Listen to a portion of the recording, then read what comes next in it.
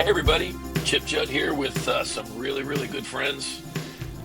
Sorry, but Joey's with us again. I know some of you let me know that just throws you off when Joey's here, Hey, the but last episode we did when you were introducing the guests, you said really, really, really, and then you gave these guys two reallys. I'm just pointing that out. I don't know all right, all right. Well, I don't know Yeah, I, I'm it's wounded.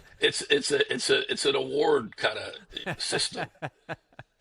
But seriously, this is the Mental Health and Mission of the Church podcast. I'm Chip Judd, and got some really, really cool guests that we've known each other. Gosh, what would you say, Chip? About 10 years now or Yeah, more? at least maybe a little more, Chip. It may be Yeah, even yeah. 15, but somewhere in that range. I'm at an age where, dude, time just is weird. It's weird. Yeah. Yep. Well, this is Chip and Christy Henderson, and they pastor Pine Lake Church in the Jackson, Mississippi area. And they've got a really cool story they're going to share with us. And I hope you find it encouraging, informative, challenging. And Is it a we're tiny just little looking church? forward to it. Tiny little Par- church? Pardon me? Is it a tiny little church? Oh, yeah. What do you got? About 150 people? Something like that. Yeah, That's right. yeah.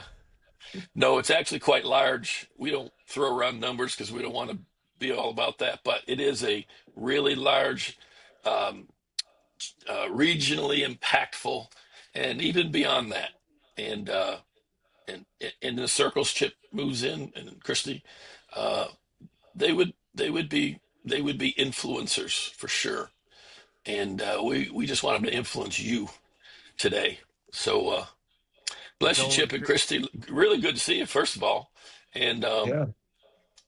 we really want you to tell a story. Obviously, it's a story that fits in with our purpose, our agenda, what we feel like is our mission, which is bringing mental health and the awareness of it, sensitivity to it, handling of it in Hmm. partnership with the church's mission to make healthy, risk-taking, world-changing, intimacy enjoying followers of Jesus. And I know that's what you're all about.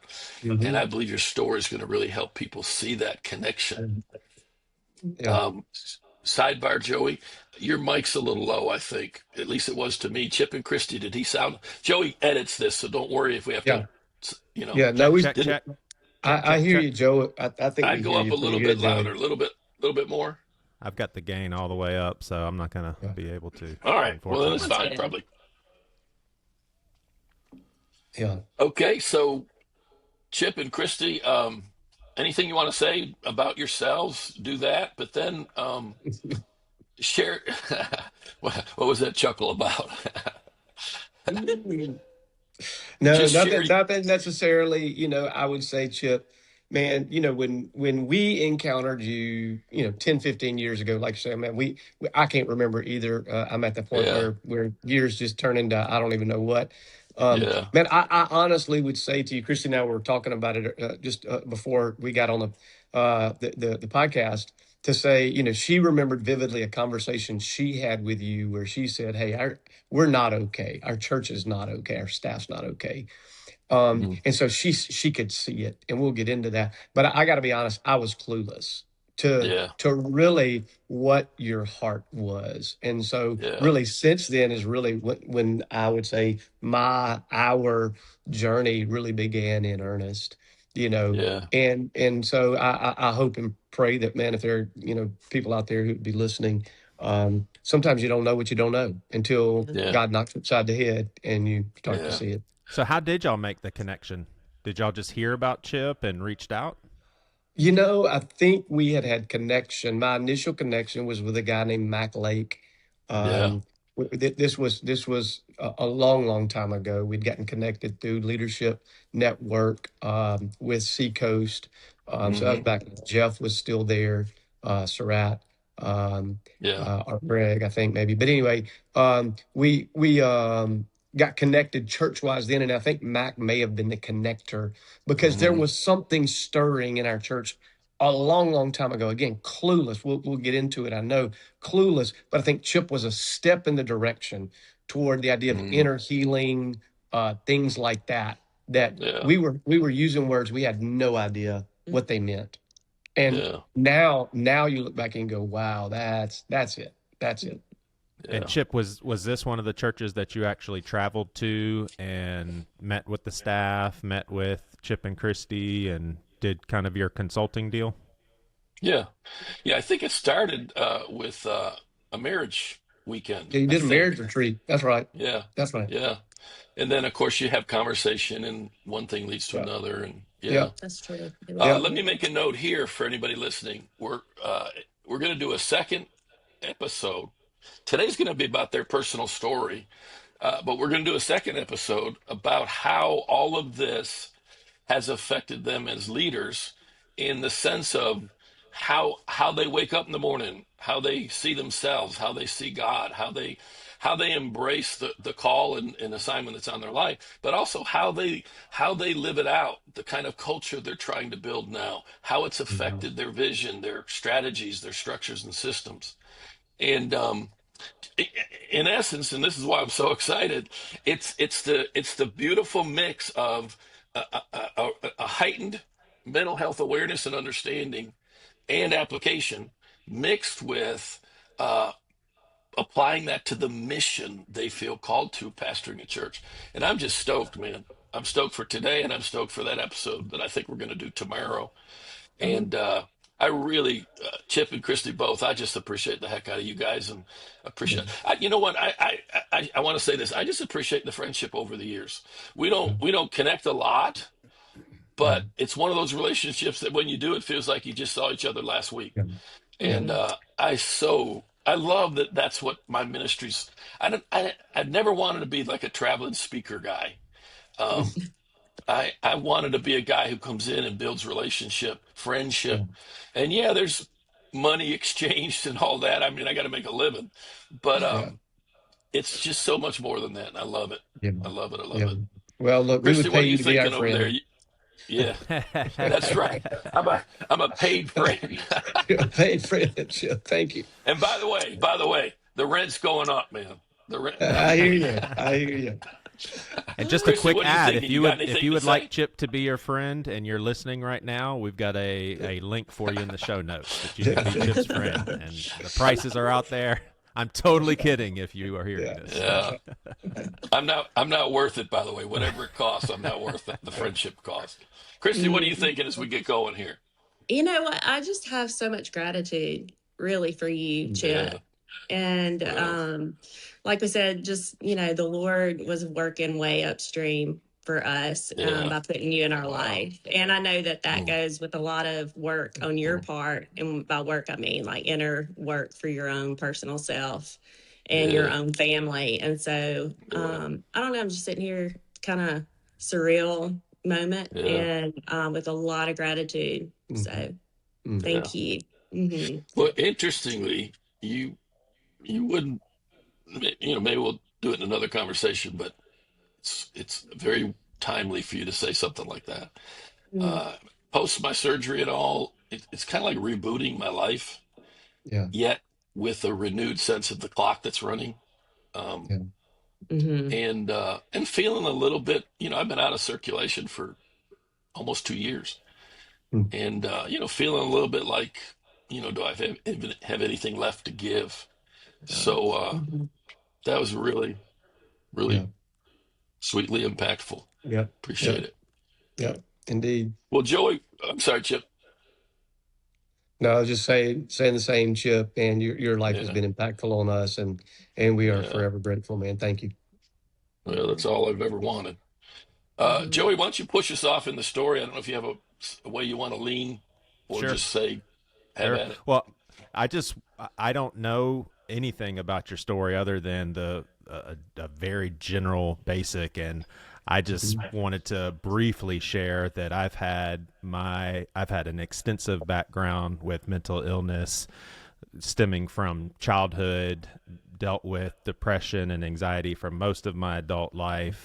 And then in 2019, it was a full-blown mental health crisis, ended up in the hospital for a week, and I was pastoring one of the Seacoast campuses at the time. And Chip's been by my side, for, I think 13, 14 years. So he was 14, obviously very instrumental during that season. And I will say that thank the Lord, situationally, my life has continued to get harder and harder. But since that mental health crisis, I think I could say that the physiological depression has pretty much dissipated, which is just, I never thought I'd be able to say that. Whereas the anxiety piece is something that I still have to, navigate and figure out. But usually when I'm really sad, I could say this is situational. This would make anybody sad. So I think that overlaps so much as far as situational and physiological. Maybe I'm totally wrong, but it feels like the depression side of things is something in my past. And man, it was a 30-year hellish run, though, for sure. Just ups and downs and all of that. So whatever the story is, I'm sure that I can relate to a good bit. Yeah. And again, just to throw a teaching moment in there, Joey's battles with depression and anxiety are generational. Very clearly, father dealt with the same stuff. He's recently passed away, actually. And so, that's some of the stuff that we want to awaken the church to, that there's a lot of dynamics to mental health and spiritual health. And well, Chip and Christy, why don't you, I'm sure you've thought about it some, and I'm sure you've told your story before. Why don't you jump in there and just start telling your story, and we may interrupt you occasionally for. I'll go first. Yeah. I just said, can I go first? Just because everything that you just described about your journey, so resonates with mine. And, so, yeah, I mean, I guess my mental health journey goes back to birth, and even before that, and the generational piece to that is part of that as well. So just grew up in a really, I would say, as in a fear-based environment.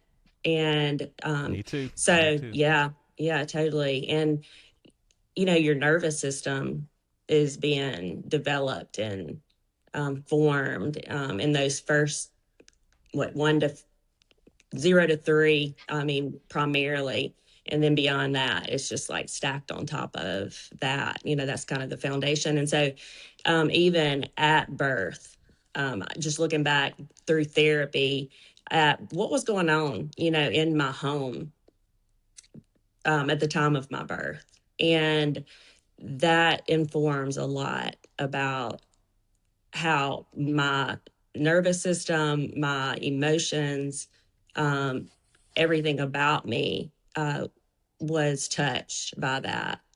And so it makes sense. And there's a lot of compassion that I have for the people that were in my life then, my family of origin, my father in particular, just with his battle with brokenness and his battle with depression and self-medicating and just all of the dysfunction there. And so I'm the fifth of 5 children, and I have a twin brother. And so a lot of that plays a part also just in my core beliefs that I've had to address. And that was just a feeling of insignificance or being pushed aside or not important. And I have 3 older sisters. The youngest was 9 at the time of my birth. And then my brother, my twin, is a guy. And my dad, so longed to have a son. And so once he was born, and the story was told over and over. I mean, obviously I couldn't remember explicitly the memory, but the story was always, hey, go tell Vince that he's got a boy now, and we don't care what the other one is. And so that was just like, it really defined something in me, and especially the fact that they would tell the story over and over and over again. And so just the chaos that was going on in the family, in the room, with my, with my parents, dysfunctional relationships outside of their marriage, and just, a lot of walking on eggshells as I grew up in the Catholic Church, where great, amazing things about the church. But in particular, my experience was fear, also just not getting it right, like forced to go and even going to confession. You got to go to confession, and I didn't know what to confess, so I made stuff up. So I'd try to get it right, but just that constant feeling of I'm not good enough. Like I can't get this right, and going to church and then going home, and the incongruency of that experience as well. Just like, what in the world, who is God and how does he see me? And it just affected every part of my life. Christy, real quick. So that was what was told when your brother was born. Those words were uttered, and then you're saying for the rest of your life, when people told the story of y'all's birth, they said, yeah, when your brother was born, we basically said it's a boy and we don't care. That's the story that was retold, and you Over heard and that over as a kid. Mm-hmm. Wow. Mm-hmm. Yeah. And by the way, I grew up Catholic too, so I'm like, is this my sister over, like a soul sister over here? I grew up Catholic, and I made stuff up for confession also. Are you serious? Oh my gosh! Yeah. I didn't ever have to make anything up. I wasn't raised Catholic, but Hey. I wouldn't have had to make anything up. Yeah.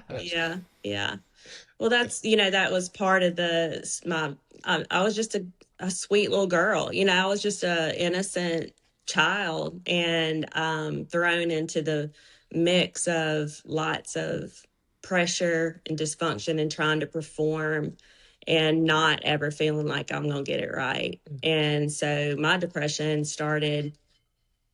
My first, I guess, memory, like true explicit memory of being depressed, was at 7 years old, and just Wow. riding down the road in my dad's truck going, this is it. Like nothing's going to change. And that's, I guess the definition of depression is just that hopelessness and the overwhelming sense of nothing's going to change.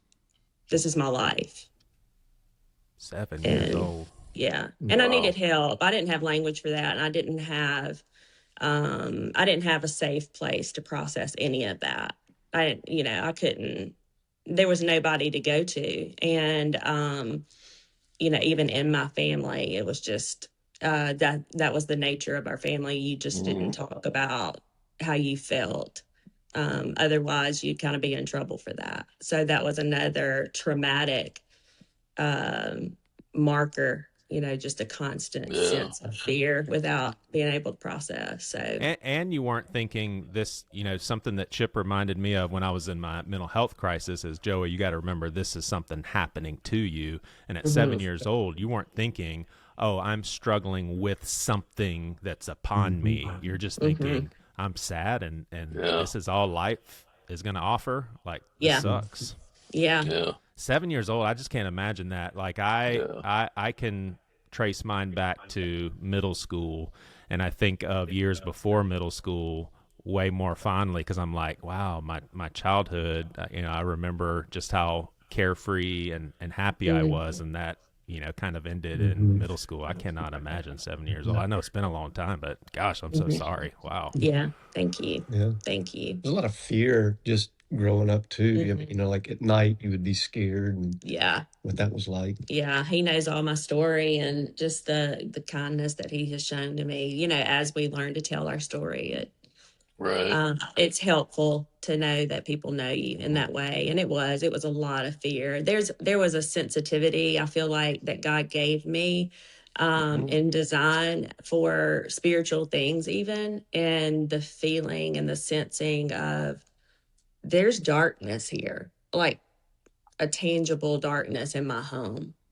And to have to face that or hide from that, and try to be safe from that was just, it was overwhelming. And I can remember like yesterday, the presence of that in my home down the hallway, and then, trying to get through the hallway at night in my fear. And then my mom just saying, there's nothing to be afraid of. Go get back in your bed. And, you just, I don't know, you need care and you Yeah. don't get it. And then things get stuck. And so Yeah. that was the beginning of a lifelong battle Mm, of depression, and then the anxiety that kind of went yeah. along with that. Mm-hmm. So I would assume, and again, I don't know this part of the story, but I would assume from then till, I don't know, maybe even into your marriage with Chip. But when would you say you started to see light at the end of the tunnel? In other words, start to receive some help, some understanding. Mm-hmm. Um, Yeah. Yeah, when did you even have words for it? Like, when did that happen? When you're like, "Oh, this is something I'm dealing with." Yeah. I guess it was pretty early on in our marriage that I started, just trying to figure out, not really being able to figure out, but going, God, something is wrong with me. And it felt a lot like failure on my part, like I'm flawed, I'm whatever. And so there was a lot of shame around that. But as far as a light at the end of the tunnel, I would have pockets of time, just with the Lord, or circumstantial stuff that would kind of bring me back up out of, the depths of depression. right. And so I did seek out help probably after we moved here. That was my first time to sit with a counselor, and Hmm. just, which was helpful. And it was not enough. Like it was more like, hey, let's try to look at life differently. Yeah. Let's think about the positive things, in life. But there was never that deep level Right. of healing, that happened. So there were bright spots, and like, okay, maybe the clouds are going to part, but then it would kind of go back into that, Right. you know, Right. undercurrent. So, so the timing issue, you 7 years old, and what you're saying is you really didn't start pursuing help until several years into your marriage. How old were you when you got married? I was 18. I was Wow. 18, barely Yeah. 18. Yeah. Yeah. Yeah. So part Well, of and it. Mary and Chip probably increased the fear. You were probably like, "Wow, It's what have okay. I done?" Right. Yeah, there was that moment, Chip. There's no doubt. There's no doubt. No doubt. Yeah. Well, Yeah. no. I mean, honestly, God brought him into my life, and that was one of Of course. the brightest seasons of my life, was in my teenage years when we were dating, because it was fun and like passionate, and thing. It took my mind off of all of my Sure. pain for a long How time. how old were you when you met? Oh my gosh, this is going to get back into the Yep. scandal of pastor, dating the Uh-oh. kid and Uh-oh. the. Yeah. You can tell. Yeah. No. I'm 5 years older than Christy. So Right. I served when I was in college, went back to serve a church in her community. We were both actually born in that community. We were both born in the same hospital Wow. in a little small town in Mississippi. But I think Christy was probably 15, 16 years old when we met. I think we started dating. I took her out on her 16th birthday. Mhm. Wow. Um, and so we dated for a couple of years. She went to college, and I proposed to her on her first day of college. Wow. That's Yeah, cool. Wow. yeah. So Yeah. that's it. And yeah, so the scandalous part, and Joey, you don't necessarily have to cut that part out, but again, small town. Christy was not technically in my youth group. She's Catholic. I was at a Baptist church, but certainly she was a part of and friends around. Her friends were a part, and so yeah, that was back in the day, Yeah. just where we were, is the place you found yourself. And you look back and Yeah. you wonder what were her parents thinking, because there was, it was fully out there in the open, above board, and they're like blessing that. But there was just a lot that you look back on and go, Yeah. wow, just Yeah. wow. Mm-hmm. Yeah. Yeah. Yeah. Chip, when did you first have the thought there's something, you might not use the word wrong, but um, you know what I'm trying to say? When did you first like, my wife doesn't bounce back, or I don't know, something? What was your Yeah. first clue that you got something going on here? Honestly, Chip, I was so clueless. Okay, so clueless, and no Yeah. framework. And I'll get into my story in a little bit, but no framework for depression, no framework for sadness and stuff like that.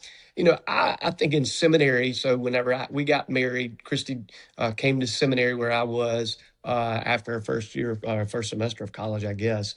And there was tension because, I would go to class, and after class, man, I'm ready to go to the gym. I'm ready to go, work out and do stuff. And Christy was at home with nothing, nobody. She wasn't working yet.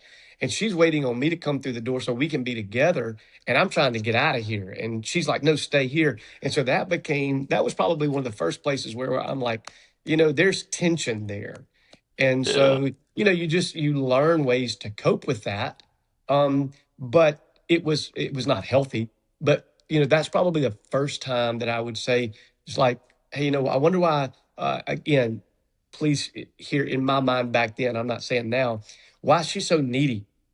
Yeah. That would have been my mindset. And so I'm an avoidant. And so we'll get into that a little bit at some point. And so whenever things start to come at me, I'm like, I got to get away. And so it just pushed me away, Yeah. which only touched her, what we now know is ambivalence. She wants me even more now at times. And Yeah. so it just was, when I tell you, it was a nasty mix of soup Right. for our lives to come together. It's why we were attracted to each other, because we were so opposite. And I think Yeah. it's in God's design, and God, in some ways, wants Hmm. us to be strengthened by each other's strengths and weaknesses that attract us to each other. But once you get married, it's like the enemy takes those strengths, those differences, and makes it a wedge to try to push you Yeah. apart. And for a long time, Yeah. I thought, man, she's not really for me. She doesn't Yeah. really, she's not really on my side. And now I know differently. But that was probably the first time, Chip, when we were in Hmm. seminary. Then I would fast forward to after the birth of our last child, our son Reagan, who's now 23 years old, coming up on, I think. Um, Wow. she got officially diagnosed with postpartum depression. And my Mm. my sense was is once a doctor told her you have depression, it's like, man, the what hit the fan. I mean, it just all started coming out. And so that was, I think, the first time that those words were spoken. And I got to be honest, I was a terrible husband. Not Well, completely. I'm just saying I didn't understand depression. I mean, this is how broken I was. I'm like, what do you got to be depressed about? I mean, you're married to me. That's That's right. That's literally right. what I'm I what mean, I'm you thinking. you So you won the lottery, man. What are you talking about? I'm saying our kids are healthy. Our church is, thriving. It's growing, whatever. All these external markers that you would look at and go, hey, why would you even be depressed? But Mm. not understanding the wounds of a soul. And again, Yeah. I had no place for that. And so for a season, I didn't understand it. I'm like, well, cheer up. I got to go to work. And I would go to work Yeah. because that's where I was getting um, affirmation, which is part of my brokenness. And then, there came time where I resented the depression because it was ruining our sex life. It was ruining our, we couldn't plan things, we couldn't do things at times. And again, that's not always, but I'm just saying there were moments when that would be Yeah. true. And Christy's trying to, she's trying to serve and bless me, but I'm not understanding it. And then there've been other iterations of, when I tried to serve her in her depression, but it was from a good place, I would say that, but it was still me trying to serve her because she is what we've said, she's the identified patient. She's got issues. So let me Hmm. serve her like a good, pastor would. And there was some goodness in that, but it wasn't, Chip, until I began to see my own brokenness that I could Hmm. actually embrace her for where she was, how she was, and really us start to heal together. Mm-hmm. All right. What when you say that, and I thank you for sharing all that because I knew if I said I knew you'd get there because most husbands or wives, depending on which piece of the puzzle you are, just don't know what to do with it. Yeah. They've not experienced it. So, and unfortunately, we tend to like give these cliche bumper sticker answers. Well, just do this kind of thing. Yeah. So a minute ago you said it wasn't until I kind of started to recognize my own issues. Yeah. Play with that a little bit. Like what, what did you start to realize about yourself, and how did that give you more compassion Yeah. for Christy? Yeah. Okay. So I would say in that season, what you just said, Chip, spot on. In that kind of that third season of, hey man, I'm just going to serve her, I'm going to soldier on here. And God had given me a word, like legitimately, God gave me a word. He was going to heal Christy. But Right, I had no concept of what that meant or even for me. Um, right, I had a list of things that when she starts to spiral, I'm going to do these 5 things.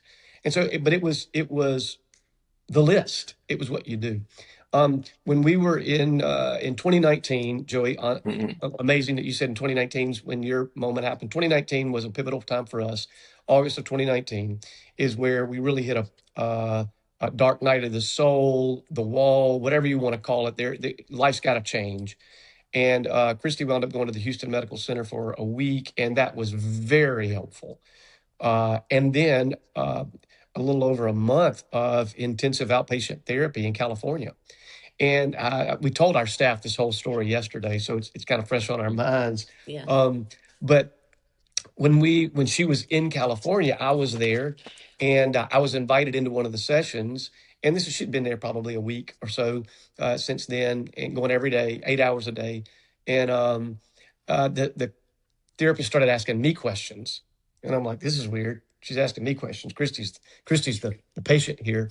And after several minutes of asking me questions, she asked me if I'd ever heard the word narcissism. And I freaking blew up. I looked at Christy like, what have you been telling these people? like literally. Yeah, like literally just said, hey man, I don't know Yeah. what you've been telling him. Hey, I ain't here for this. This ain't about me. That kind of stuff. So Wow. I know now what that is. But that was a moment, Chip, where it was a place where I at least honestly was willing to look at myself and go, okay, what if there is crap in my life that I have buried? I have worked like a champ to keep you at arm's length away from it. I have put up this protective barrier. Ain't nobody getting in. Our marriage journey now, we would say it's Genesis 2:25. Adam and Eve were both naked and not ashamed. Come That's on, the baby. Woo. goal. That's what we want to Yep. be. But I can Yep. tell you, I was covered and hiding like a boss. Yeah. All right. And Now you didn't realize all that in no, in no, 2 minutes.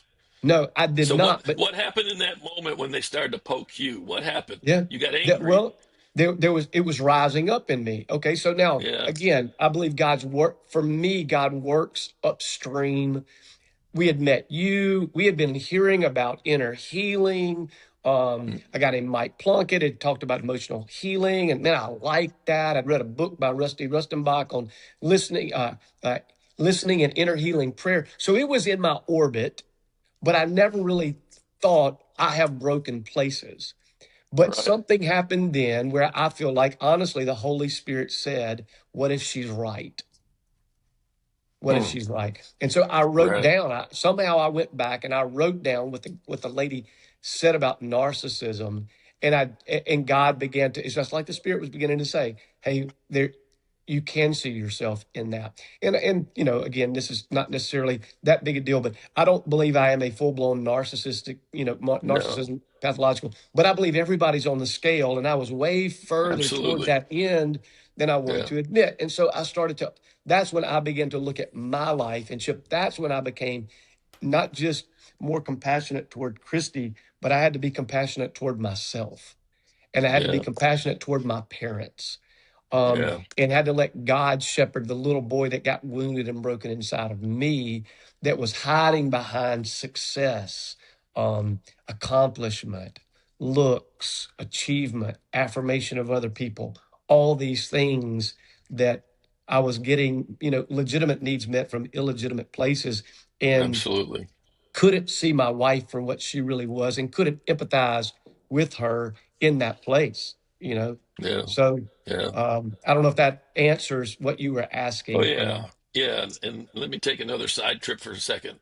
Listen, man, if you're a leader listening right now, and everybody's a leader, meaning everyone's influencing someone in some way, and leadership is influence. Here's the deal.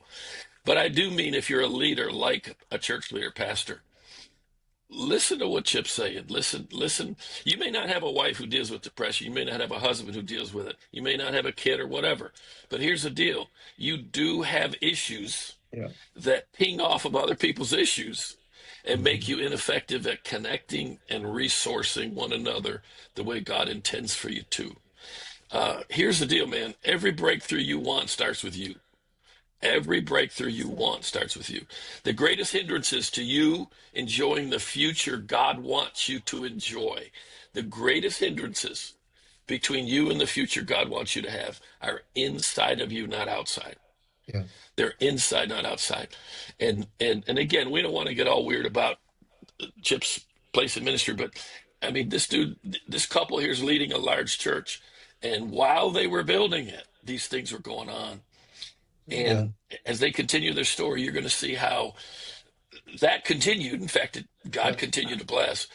But the base from which they operate, which is their marriage and their family and their own personal journey, changed dramatically. Yeah. And I guess you can correct me, but I'll bet they're enjoying their days like they never thought it was possible to enjoy. Yeah. Yeah. You know, Chip, I'm reading right now in my Bible reading plan, starting in Genesis, beginning of the year. I'm reading right now about the patriarchs, Abraham, Isaac, Jacob. And really God spoke into me yesterday. Just, you know, I've seen it before, but it was just fresh. That, man, these guys were extraordinarily blessed. Yeah. Extremely blessed. God is promising to bless them. And they were extremely broken at the same time. Yeah. And so we tend to say either you're blessed or you're broken. But what I'm saying, to what my experience is, and what I would say to anybody who's listening, is you can actually be extremely blessed and have extremely broken places at the same time. But if you don't deal with those broken places, they can ruin the blessing. Absolutely.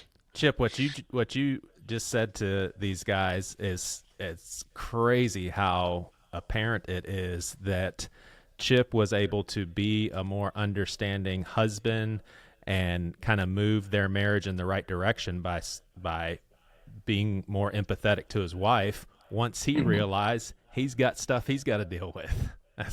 That's crazy what you said, and then, you know, just having heard what they shared, that's something else. I want to connect some dots real quick with Christy. So up until the doctor saying you had postpartum, were you in any sort of regular, whether it was taking medicine or regularly seeing a therapist? Like, were you doing anything proactive on behalf of your mental health? No.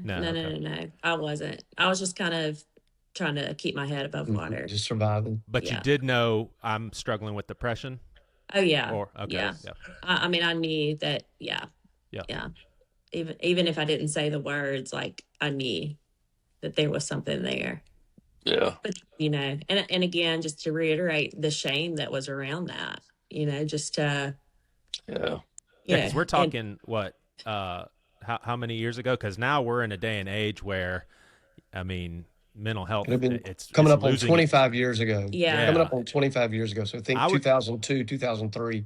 Yeah, I would go so far as to say with the younger generation, there really is no stigma with mental health. I mean, there just isn't. I have kids, and it's something that their, you know, peers talk about very openly and candidly. But 25 years ago, it's a game changer. I mean, completely different culture in America as far as how we saw mental health and mental illness, for sure. Yeah.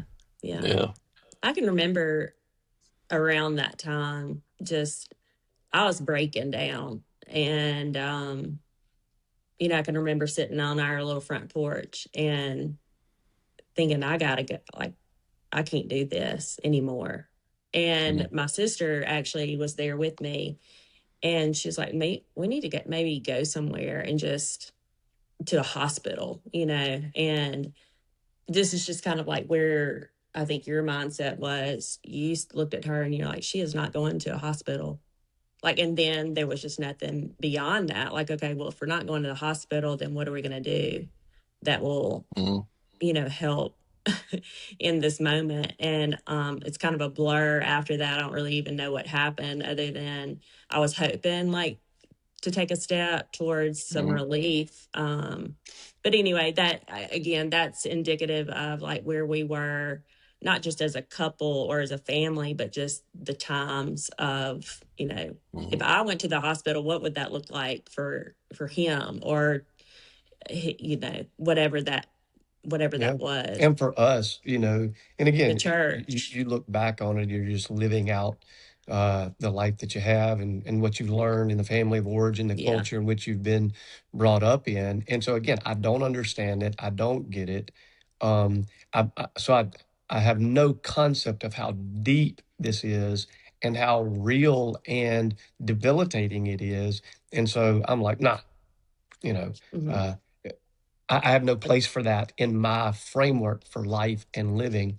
And so again, it's Mhm. part of what I look back on with deep regret and repentance to say, you know, man, forgive me for Yeah. being so unavailable, inattentive, and unaware Hmm. of even what she was going Mhm. through at that Mhm. time. Hmm. And I think, you know, in that season, once Reagan, our son, was born, she did get diagnosed with postpartum. And I think that's probably when officially Christy started taking some medication and Mhm. going to either counseling or psychiatrist, psychiatric psychologist. I don't remember the soup. You might can say that. But even in that, Chip, that became in itself a part of an issue for us over time. Hmm.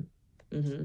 Just because Yeah. what was meant to be helpful ended up from the medicine side, because we didn't know what we didn't know from a medicine side. um it just wound up being a part of what led us to a real crisis in 2019.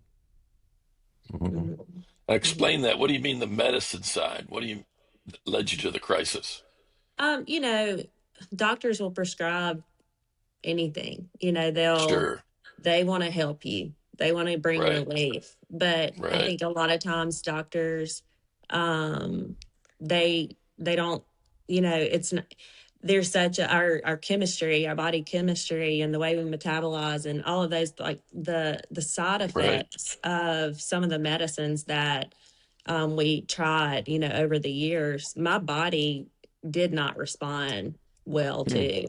Mm-hmm. It may have numbed out, you know, the pain a little bit, but it was never really helpful for me. And, you know, Right. fast forward to the crisis of 2019, it had just been a terrible cocktail offered to me of medication, without, you know, now there's DNA testing and all of this stuff that kind of helps you know what your body Mm-hmm. can metabolize and be helpful with. But also there was no true, what we've come to understand is like medicine can help support you while you do the work of therapy, you know, Right. but if you don't have the combination of the two, then you're just dependent on a medication to try to help heal you. And it just was not, that was not effective Yeah. for me. And it ended up being a real dangerous situation, you know, as far as the medicine Yeah. goes. Yeah. Right. So Listen how stupid this is. For the once I knew that I had depression, it was my senior year of college. That's when I had words for it. And for the longest time I said I don't need therapy because there's nothing wrong with my thinking. There's just something wrong with my brain. yeah, So all I need is yeah, medicine. And now, Yeah. yeah, having been the recipient of just such good, rich therapy, I'm like, how did I yeah, go so long without? yeah, Because you're so right. And I would hear the science that therapy and medicine is just a dynamic duo, you know, when they're Mhm. complementing each other. And I'm like, well, that's not for me because I think yeah, perfectly yeah, fine. Yeah. yeah. And now I Yeah. That's realize I right. still don't think perfectly fine. I'm on a Yeah. Right. journey of getting better and better. That's right. Well, and that's part of the issue for, I think, church people like me that just didn't know any better. I think I would say with the medicine Christy wound up on, she would say to me at times leading up to 2019, the August the 4th, she would say something's off. I'm not right. And so the medicine she was on, both highly addictive, so they're intended for short term use to help you get Mm-hmm. through a crisis, but like alcohol, the initial high uh, is awesome, but then your body needs more and more of it, and the return Right. is less. So she's on a medicine that was intended for short term for 7, 8 years. And Oh, so wow. she's got one medicine bringing her down. She's on another medicine trying to bring her up. And so it's this constant yo-yo. And it was an addictive, the medicines she was prescribed were addictive. And it was, man, God gave us a great doctor in Houston that we've become friends with, Christy especially, who was an addiction specialist, neurologist. And he's the one that introduced us to the idea that you don't want to be on anything that's going to be addictive like that, and your body can't metabolize certain medicines. Let's find out the ones that they do. Now, that Yeah. said, to Christy's point, the medicine is to help you, and it's awesome. You should take it. You should take medicine if that's going to help you. But until you do the deeper work of therapy, and again, I don't want to go down this rabbit hole too far, but for guys who may have listened this far, or maybe listening and go, hey, man, this is kind of woo woo, just pray over that thing, slap a Bible verse on it. Here's what I'd say to you. There are two Greek words for healing in the Bible that I'm aware of in the New Testament. One is the Greek word iaoma, which means healed in a moment. Jesus can touch you and you can be healed in a moment. But the other Greek word you guys probably know is therapeuo. It's therapy. And just like we would go to physical therapy, if you've got a sciatic nerve problem in your back, just like you may go to have a bone set in your arm and have to do some PT for your shoulder, therapy is not a bad thing. It's actually a gift. Our Right. souls get wounded. I'm reading today in Mark 14 where Jesus says to his disciples in the garden, I am troubled, I am distressed, and I am grieving in my soul. That's Jesus. Mhm. Okay. Yeah. So you need a therapist, a person who is a good soul doctor to help you, just like a cardiologist for your heart, a neurologist for your brain. A doctor for your soul is called a suke. That's your soul. That's the Greek word, a psychologist. And so we had to get over the stigma of even that, Yeah. that now we're going to a psychologist or a psychiatrist. And again, the hope is that they understand, man, they're going to try to help you with the Holy Spirit to heal, not Right. prescribe you something just to get you through another day. And not Right. everybody, and again, I'm not throwing anybody under the bus. I'm just saying Christy's spirituality was such that she knew she knew that she wanted the Lord to heal her in the therapy. In the place we went, they weren't all believers, weren't even necessarily believers, but her heart was grounded spiritually. And so Yeah. we learned to use the medicine. She began to, I would say, I feel like I'm putting words in your mouth, but Yes. um the medicine was helping, but she was doing her work toward healing. Yeah. Right. Right. Were you going to say something, Christy? No. I was just listening along. I'm good. Yeah. So Yeah. so do you guys see 2019 and the for lack of better words, aftermath and recovery of it as something currently in 2026 in the rear view, a storm that you guys weathered? Like, are those good words to use? Like, that's something that you guys went through? I'm sorry, can you repeat that? Yeah, yeah. So when it comes to 2019 and the recovery of it and the aftermath and all of that, do you currently see that time as something in your rear view, like a storm that you weathered? That's something in the past that you got through. Yeah. And how did y'all get through it, and how did you get to a place where you're like, oh wow, we're actually aware of what we need to be doing and how we need to be thinking, and obviously we're never going to perfect that, but you guys seem to be in a really good place right now. Like, what was the journey to get to where y'all are at right now?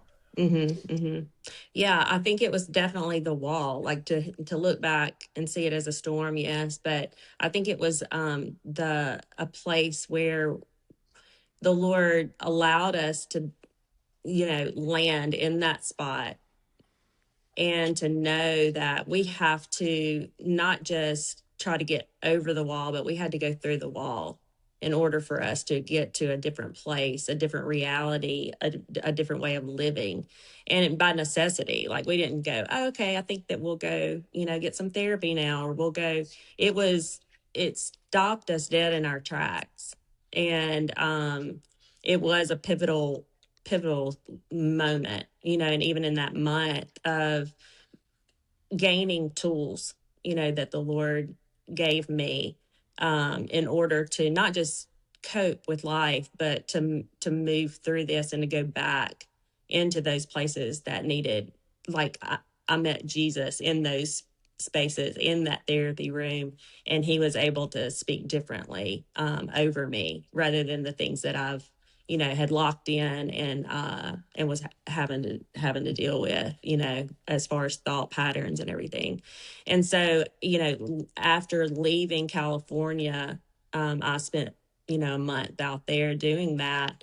I knew I was coming back into an environment that had not done the work, that had, it was still toxic and dysfunctional, and not 100%, but a lot of that was there. And so a lot of what I did at the very end of that was like, okay, Christy, like, we got to prepare ourselves to go back into that.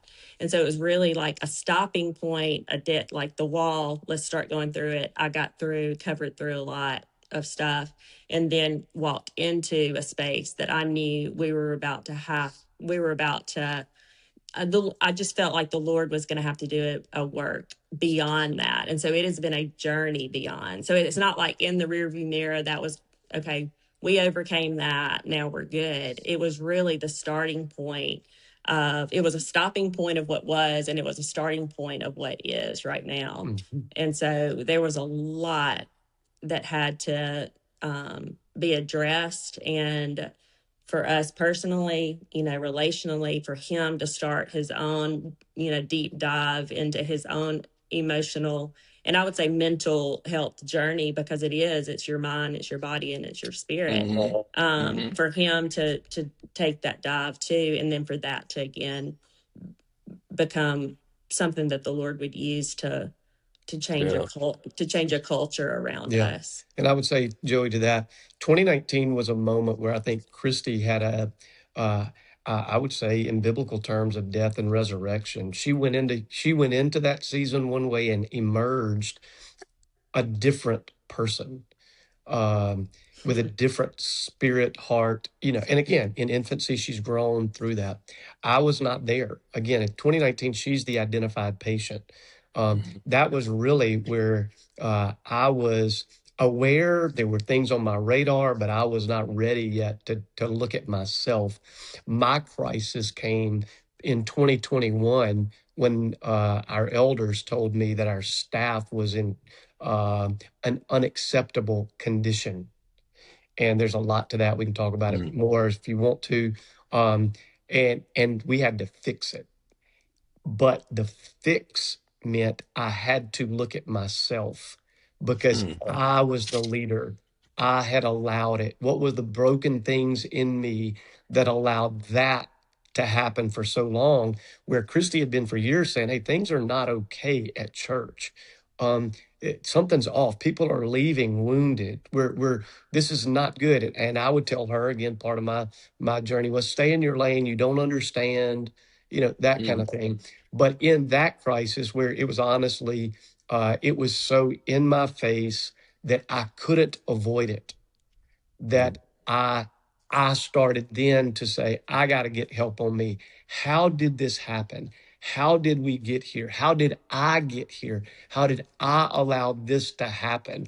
And so there was this convergence. Christy and I had started growing together better in 2019, better, but it couldn't actually happen until I looked at my own crap and my own broken heart, and actually had to, step into that. And that was very difficult, to do, but it was clearly God's grace and the best thing ever to bring us graciously to this point of breaking. And again, a lot of blessing and a lot of brokenness all in the soup. But that's when I would say, for me personally, I began to say, okay, it's me. Chip, to your point a while ago, the breakthrough you want is inside. And I didn't want to hear that. Okay. So it's hard to hear that. Hey, what's wrong, man? Every indicator of our church is up and to the right. Baptisms, attendance, budgets, buildings, expansion, everything's up and to the right. And in the midst of some really good stuff God was doing, there was extreme brokenness behind the scenes. Our backstage life and what was going on, was extremely messed up, and I didn't want to hear it until I had to hear it, and I had to face it, and then the healing had to be in me. The tip of the spear for everything God's done at our church sits right here. Like God started this journey with her, and now we walk in the wake of that, even as a church staff and body. Now, because of what God did in her and how God has opened me up, and now therefore us up in our church. This is now the way we're going to do life. This is the way we're going to lead. Right. And it started changing. Now everything's changing, and it got real hard. It got worse before it got better. I'll tell you that. But we're 5 years into this journey. It's hard to believe. And I feel like for the first time, Chip, you and I were talking, Joe, we were talking, we haven't added any campuses because why would we want to multiply such extreme dysfunction and toxicity? Okay. 5 years now into the journey, I feel like we're probably on the starting line of said, okay, maybe we do have something now that would be worth multiplying because it's real. The front stage and backstage life of our staff are incongruence. They're incongruence. There's integrity there, not perfection. Please hear me, not perfection. But there's integration of soul health with the things that we're attempting to do in kingdom work. Can you just briefly elaborate in what your elders meant when they said to you that your staff was in unacceptable condition? When people would leave our staff, we would always celebrate, hey, God opened another door. They're going to go, serve their family. They're going to go do this or that. The truth was they were worn out. They were exhausted. They felt like they were not seen, not heard. They felt like they were being prodded all the time. And so what the elders came back to us after doing a very brief, short survey of some of our staff, they came back and said, look, the pace is unsustainable. We lead out of fear, not out of love. We are a high control, low empowerment leadership model, and we value policies over people. Okay. Other than that, you're great, right? but those four things become, and this, so if there's anybody out there, it can happen at any level. Okay. We were so caught up in the machinery of a really large church. And again, the shadow became, we were trying to build a brand, not be a church. And that's so crazy to look back on now, but I see it so clearly. That's inadvertently where we got to. But when you start doing that, you're working out of your flesh, not out of revelation in the spirit. You're driving people for result, not being sensitive to people and seeing them and loving them well. And we just got there to a place where our elders, again, they were a part of the soup too. We've all had to say, God, forgive us. Yeah. God, forgive us. And I'll say one little thing. Can I mention all of that? Yes, all of that. So true. And one of the things as a creative person, just wired in a creative vein, like that's kind of I saw no one was able to use their creativity. Nobody was allowed to dream and to try to, live out the dreams and live out the calling, really, that God would, the visions that people would see. That was part of, I think, the control was it had to look so much like this, a certain way. Then the empowerment piece, and that was one thing that grieved me more than anything. As a creative, like any idea that was brought to the table, if it wasn't in alignment with what was already decided that it was going to look like, it was tossed out. And so, and I'm thinking, as I looked, back, God, creator, like the ultimate creator, that is created in his image. And if that is suppressed in a person's life, then that is a deep darkness that has come against a culture, and a team, a family, a person. And I feel that in a really deep way. So decision making was so concentrated at such a small place, at leader in the Pine Lake organization, that everything under that was, you're just following the plan. You're just running the play. You're just following the playbook, but nobody could make a decision. Nobody could change it. And so again, it was a sick place to be for us, and became very unhealthy. And yeah, I thank God for our elders who at least, were willing to say, this is not it and we got to fix it. It's neat, the transformation that you guys have had and are having, how that affects culture and the people. I mean, I'm stating the obvious, but how impactful that is. And just a bizarre thought experiment. Just imagine if you guys never walked beyond we'll just pray for the depression and it'll go away. Oh, you're prideful? We'll just pray and that will go away. I mean, imagine if that's the theology you guys were working with, that all you have to do is pray and God will do it. There's no hard work to be done. I mean, you guys would be stuck back where you were. Yeah, no doubt. And look, we're for praying. And again, God can heal in a moment. He can. Agree. And if you're going to be true, and this is part of my wiring, if you're going to be honest with the text of the scripture, you have to acknowledge that there's a Greek word for healing, which is therapy.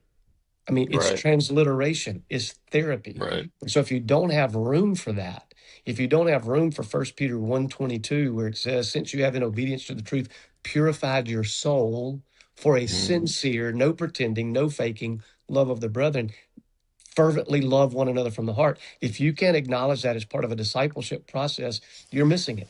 And you're going to disciple people's heads, but you're going to miss their souls. And that's where I lived for a long time. But now I and we want to have our heads and hearts discipled to Jesus, not to the culture, not to our parents, not to Southern Baptist or whatever your flavor may be. You're influenced by all of that, but I want to be discipled to what Jesus said. And that is body, soul, and spirit. He is able to sanctify you entirely. Spirit, soul, and body is the way Paul says it in 1 Thessalonians 5:23. This is grounded in the word, and God uses people and resources to bring healing. It's called sanctification. It's what it is. It's the sanctification process. My soul was sanctified the moment I received Jesus. I have no doubt about that. My position in Christ is set. And my practicality of working out what Christ has done for me, the healing he has for me, takes time and work. Yeah. It's all throughout scripture, man.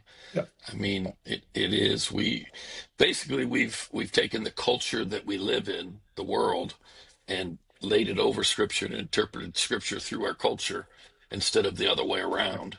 And I did want to remind anybody listening that we're going to do another episode. So if you're listening to this episode somewhere, probably the same place, you'll be able to get the next episode. And we're going to talk about how this has affected Chip and Christy's leadership, the culture, et cetera, et cetera, et cetera. And so I just want to say sidebar there, whatever, I'm full of these one-liners. Picked it up from a book years ago. The culture of an organization is the behavior of its leaders. The culture of an organization is the behavior of its leaders. It's not what they say it is. It's not what they hope it is. It's not what they write out after a planning retreat. The culture is how they do life one day at a time, how they treat people, how they see themselves. And it's mostly sub or unconscious. Another phrase is this one: you teach what you know, you reproduce what you are. So what happens is, if we fill our head with all the correct knowledge, let's say, but what comes out of us is all that unresolved, unfinished, unprocessed hurt and whatever, and we don't even see it because we feel at home when the outside matches the inside. Well, if I'm all jacked up on the inside, it's not going to appear unusual or abnormal to me if the outside's all jacked up. So there's just so many, Chip, I'd love for you to chew on this one. Jeremiah 1:10, set you over nations and kingdoms. And then he says this, scripture says this: to root up, pluck up, pull down, destroy, Root up, pluck up, pull down, destroy, build and plant. Root out, pluck up, pull down, destroy, build and plant. What does anybody notice immediately? 4 of the 6, two-thirds, are destructive. 1/3, 2 of the 6, is constructive. What am I saying? In Chip Judd's paradigm of reality, that's the perfect picture of spiritual growth. Spiritual growth is 2/3 getting rid of what's already there, 1/3 adding new stuff. Because if you don't change what's there, parable of the sower, the word's going to come, but it's going to be by the road, meaning you're not even aware enough to appreciate it. Number 2, it's going to hit rocks. What's rocks? Unprocessed pain. It's going to fall among thorns. What's that? That's the distractions. What you said earlier, Chip, that's learning to get the right need met the wrong way. Mm-hmm. So it's all through Scripture, man. It is all there. And I just believe God. I believe kind of all wrapped around this. I believe the Father's love and what we're talking about right now is the key to the next move of God. Yeah. I think the world's going to want what we have when what we have is bringing us into a healthier place. Yeah. And I would say that heretofore, historically, our lives don't really look that much different. Yeah, they don't. And Chip, I'll trust you on the math of the 2/3, and I would agree with that. I think in my mind, what I see is that you have to uproot, tear down, pluck up, and destroy, and then build better. Build from there. And I think what my upbringing and my culture is you just build on top of whatever's there, because as if that doesn't matter. What good's it going to do me to go back and look at the past, the past, and the past? It's not even affecting me now. We have a friend who likes to say the past isn't the past. It's not really the past. The past is the present. And when you bury pain, you bury it alive. Those kinds of things. And I think for me, I was one of those guys that for a long time would go, what use is it to my mom and dad ain't got nothing to do with me? What happened to me when I was 6 years old has nothing to do with me. And that's where I would say to God's point in Jeremiah, no, actually it has everything, because that's the framework, the strategy, the lies you've believed, the ways you're trying to get legitimate needs met in illegitimate ways. Until you go back and unearth that and pull that crap up by the root and get it out, it's just going to keep giving bad fruit no matter what. If grass can grow through the sidewalk, your bad past is going to come through no matter how much spiritual stuff you lay on top of it. Right. Yeah. Chip, I have been playing around with this verse. I know we got to wrap, so I'll make it quick. But this, and I think it's Jesus said it a few different ways in a parable, but I think it was basically finding a beautiful pearl and then selling everything you have and giving up everything you have just to have that pearl. To me, recently in my spiritual walk, that is so connected to mental health and peace of mind. It's basically, if we believe God's kingdom is here in the now, that we can take hold of it. That's what I want. I want peace of mind. I want good mental health. I want joy, and I'll give anything up and do whatever it takes to have that. And that's something that's been on my mind for this last week or two. Yeah. Christy, let me ask you a question. I know we got to wind up. How tangibly in your daily life together, as Chip has begun to deal with his issues, how is he different? Like, oh Lord, yeah, I mean, so different. I think of a willingness to lean in. I think just even when he affirms who I am as a person, and the way I was designed and created, and the fact that I'm actually in partnership with him, in life. I feel brought in and loved. And I think that there is, the more compassion he's had for himself, learn to do that and seeing the compassion of God, then he has been he's a compassionate man now. And I feel that on a daily basis, really, and just seeing how the willingness that he has to step towards people. Mm-hmm.